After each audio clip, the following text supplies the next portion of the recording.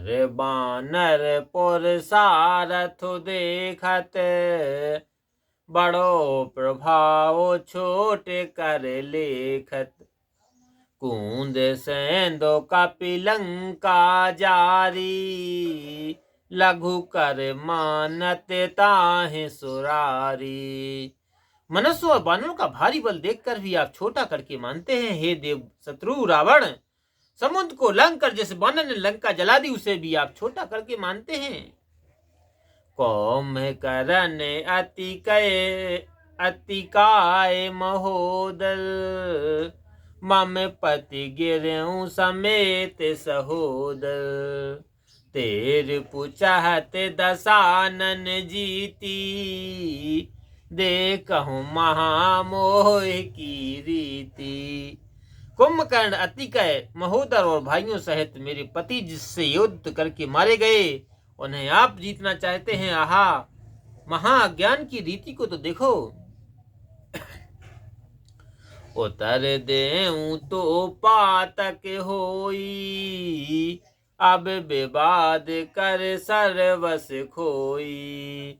फिर है राज कछु मोह न काजू, बिनु प्रिय सकल नरक कर साजू।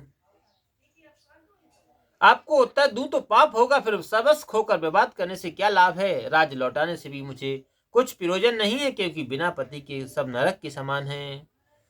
तो तहीं उठी सुलोचना, गई मैं तनया पास।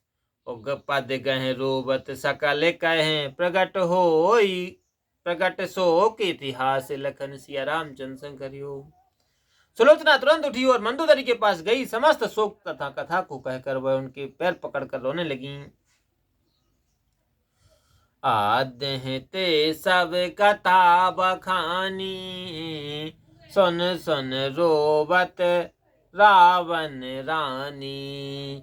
कहे निज पति भुज लिखन बहोरी, राम लखन महिमा नहीं थोरी। उसने आरंभ से ही सब कथा कही सुने। उसे सुन रावण की रानी रो रही हैं। फिर उसने अपने पति की भुजा द्वारा लिखी हुई श्री राम लक्ष्मण की महिमा को कहा। कहूं बहोर दस कांदर क्रोधा, मुए बेड़ाम्बो कीन से बोधा। सुन निज पौत्र बधू की बानी, बोली दुखित मंदोदर रानी। फिर रावण का क्रोध करना और मृतकों की निंदा करके सतावना देना कहा। अपनी पुत्र वधू की वाणी सुनकर मंदोदरी दुखी होकर कहने लगी। कहो सुमानहु सत्य सयानी, सुनी जो नारद मुनि की बानी। पाछल बात भई सब साची, अनुभव कीन नए कहु बाची। हे सयानी, मैंने नारद मुनि की बाणी सुनी है, उसे कहती हूँ सो सत्य मानना। पिछली सभी बातें सत्य हुई, मैंने अनुभव किया है, एक भी नहीं बची।